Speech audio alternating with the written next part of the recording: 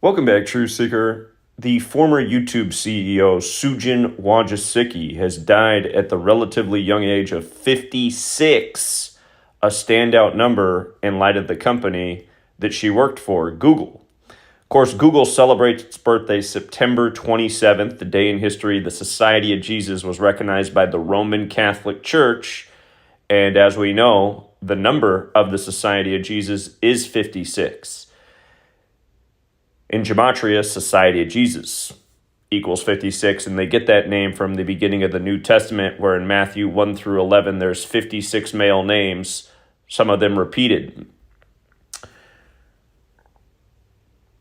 With regards to 56, it was also the number of the pandemic, and Sujin was still the CEO at that time, and she was the one who was responsible for the misinformation policies that took down the real most important, pertinent information in the time of the pandemic, the type of stuff yours truly was putting out.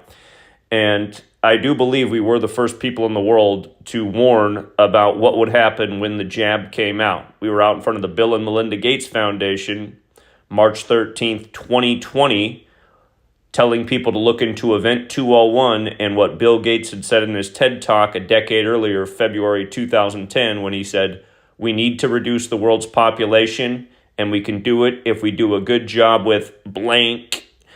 You're not allowed to say the blank still because of the legacy of Susan, but the clue is it looks just like the thing that's the big needle across the street from the Bill and Melinda Gates Foundation. You know, that space needle?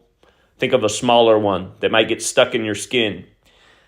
But thanks to the likes of Susan and all these other tech giants who hate free speech, you now have a lot of people who are ending up just like Susan, dead prematurely. And to give a little example, I used to live in Bothell, just north of Seattle, and my neighbors were two twin sisters who were about 12 years older than me. I'm 41 now, so, they're not even as old as Susan. They both got the pokey dokes. One ended up being hospitalized and barely survived. Her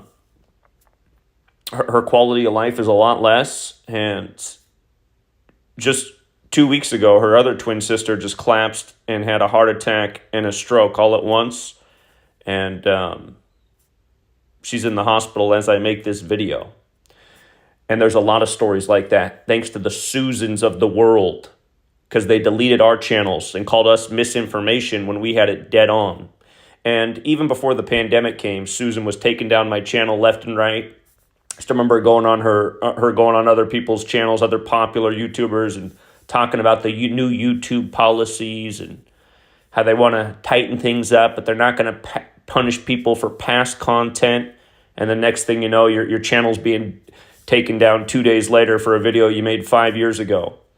So this was a horrible human being right here. Susan Wojcicki, just like Google is a horrible, evil company, which again emerged at the same time 9/11 happened. And for you younger people who don't know that, nobody ever heard of Google until just about the time 9/11 happened. Again, the search engines were Alta Vista and Yahoo. Google became a thing that year. I was a freshman in college. We'd never heard of Google when I was in high school. I graduated June of 2001 from high school. Google was being promoted by all the professors that fall semester. 2001, it was the new search engine. It was going around everywhere. Use Google, use Google, use Google. Next thing you know, it's 9/11, the Patriot Act, the surveillance state, Google collecting all the data, sending it to Big Brother. This is one of their earliest employees right here, and the CEO who was in charge in the time that I lost 20-some YouTube channels. So, when I come down here and I read this, it says, her impact on our family and the world was immeasurable. Yeah, her impact on the world truly was immeasurable. Pretty much ruined free speech in America, pretty much just burned the First Amendment. We're heartbroken because your censorship, Susan. You helped ruin America. You helped cost a lot of people's lives. You made people like me out to be liars and frauds and misinformation artists, when in fact we were putting out the truest information there ever was. And had we been promoted to the top of the algorithm instead of the teenagers shaking their booty, maybe a lot less people would have got that pokey doke, put less money in the pockets of Gates and Fauci, and maybe their hearts would still be ticking. And that's the thing that makes me sick when I see our Congress going after TikTok. How about go after Google, which hates the First Amendment? How about take down YouTube?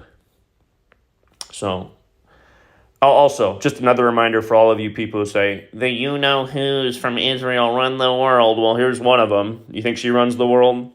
No, she's the puppet on the strings too.